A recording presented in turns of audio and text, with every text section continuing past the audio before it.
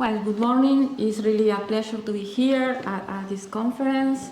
I have the chance to talk to you and apologize in advance for my poor English, by the way.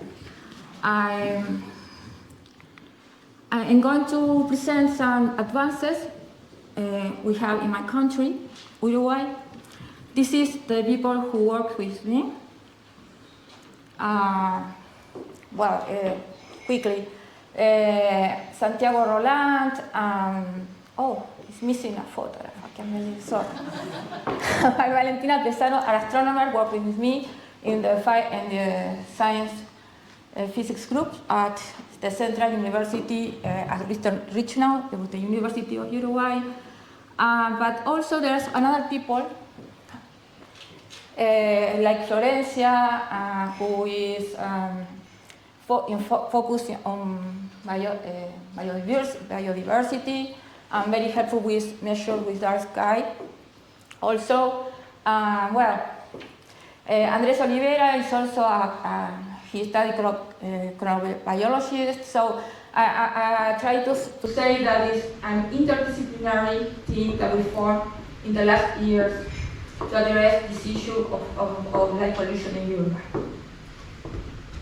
This is Uruguay, small country, and in the top we are going to present advances regarding the capital city, Montevideo, where I was born there, but I work now at this region, which is Rocha, in the eastern side of the country, which is where the most protected natural areas are located in Uruguay.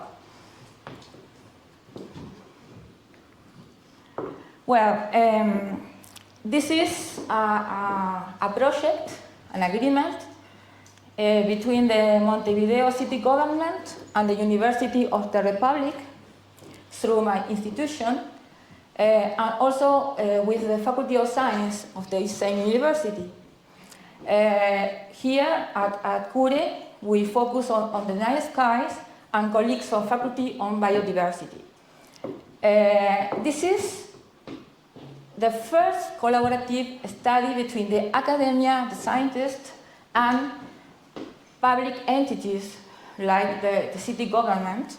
So it has no precedent in my country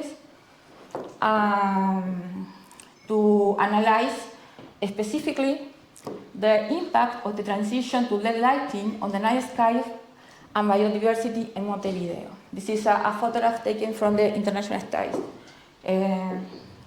Station. Based on the results, the project began past year and is ending this year. Based on the results, actions we defined,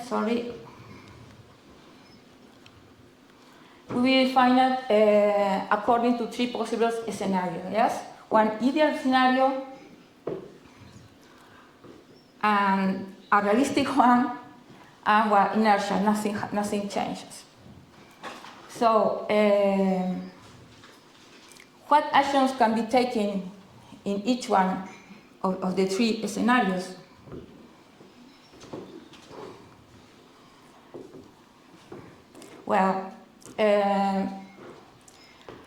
In either one, with no budget restrictions at all, etc., all luminaires are replaced with state-of-the-art LED versions with low color temperature and filters for impact on biodiversity, smart luminaires, using sensors, etc., all technology that LED provides. In the most realistic one, some actions that could be taken are reorienting the existing ones to minimize skyward scatter and avoid excessive glare in residential areas, for example. And of course, implementing lower color temperature, yes, in urban areas, and of course in high biodiversity and parks areas. Well, we hope when the project ends, at least have this scenario. Well, I forget to translate the title, sorry. Well, the methodology. The study is based on sky brightness values recorded by the Uniedron sky quality meter, this model. And well, according to what Susan said, we try to use Cortree. This has a house weatherproof, and well, of course we try to install them properly, so you know that the light flux falls mostly on this cone of about full white at half maximum or 20 degrees.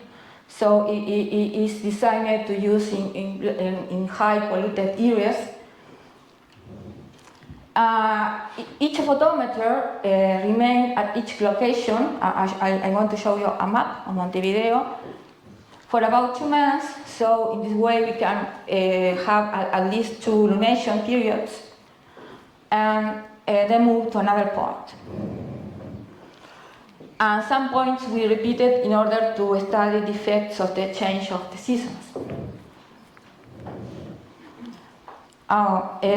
So we started in several points of the city. And well, we made a complete survey of the environment, the luminaires, the lamps. We also have architect specialists in lighting in our team to help.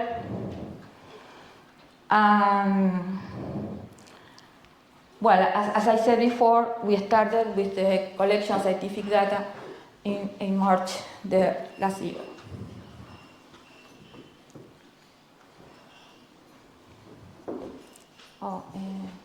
I don't know, no, it's not, here is a map of Montevideo, but it's, no, I see in the screen of the computer, but here it's not seen.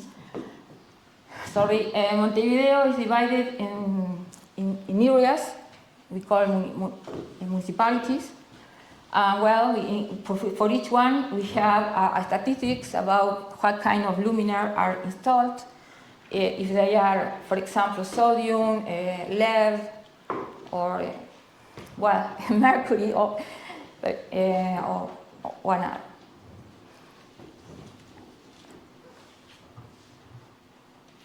I don't know. I'm sorry, but in the screen, the computer is in more clearly. Well, this is the contour of Montevideo, and this is all the points where we install our photometers and take measurements. So they are spread covering almost the territory of the city. This is some results. That's what the photometer deliver. This is in this point was one of the darkest sites in Montevideo. This is a park, and well, this is the best measurements we have taken. I want to see, this is raw data, or now I want to see the next, a value representative of this. You can see clearly, yes, the moon phases, almost 3, because it was more than two months. Oh, the red is points are magnitude per arc second square, and this is time. Well, so just a comparison with the data on location on Rocha, which is a very dark site. You can see here the much more pronounced the effect of the moon phases, and of course the site is almost a few magnitudes darker. Yeah.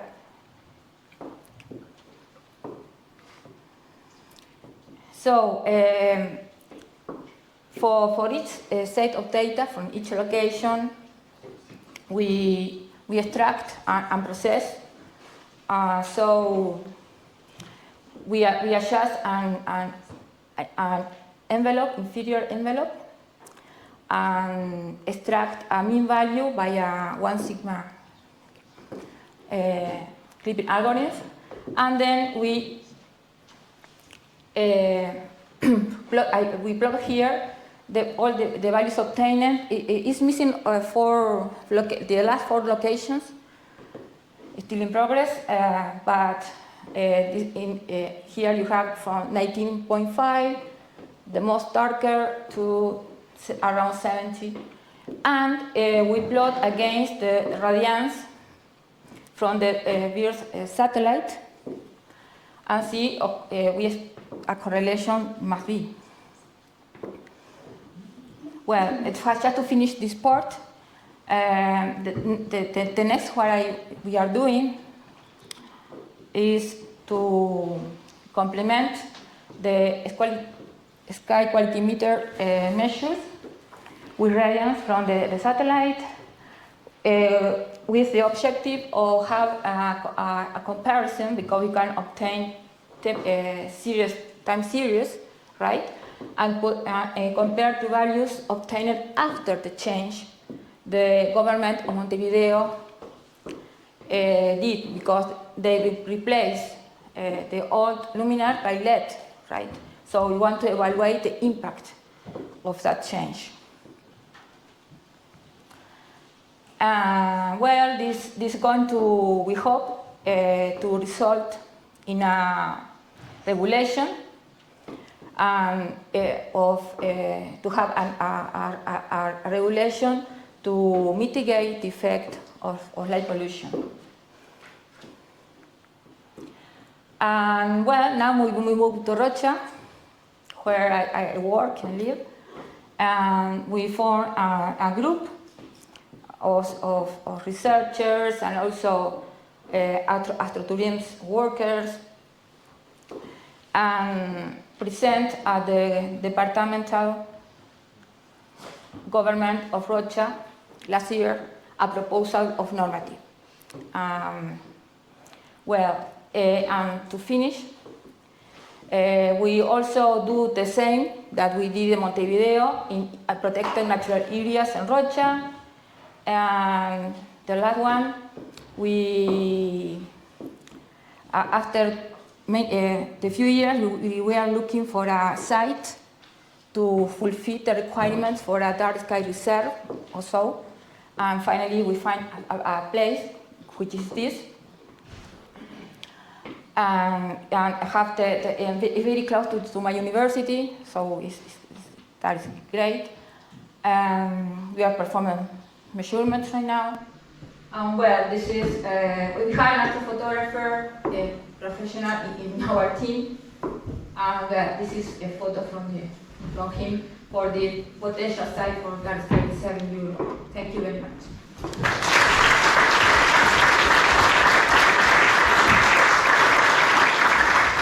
So we're running fairly late. Just time for one question for Andrea. Connie? With a few undergraduates, that was my teacher voice. With a few undergraduates about 10 years ago, we had a study of using SQM data loggers in and around Tucson, Arizona. We had one in the center, one in the four cardinal directions about 15 kilometers away from the center, and then one on 3 different mountaintops that were, had observatories on them that are around Tucson. And what we found, actually, I wanted to make this suggestion because you had mentioned seasons and how you moved your units every couple of months. Well, we found because we have very few units, but yeah. Well, just to let you know, we found that the further away, the closer you got to the center of the city, the more seasons had an effect on the resulting data. The one we didn't analyze the data yet, because it was the last one we installed, the repeated one. So we have to wait to collect this data in order to study the seasonal effect. We think that we be by the end of the year we have to have all the results analyzed and published. So we see. I'd love to We'll follow up see. with you. Of course, Yeah. I will send you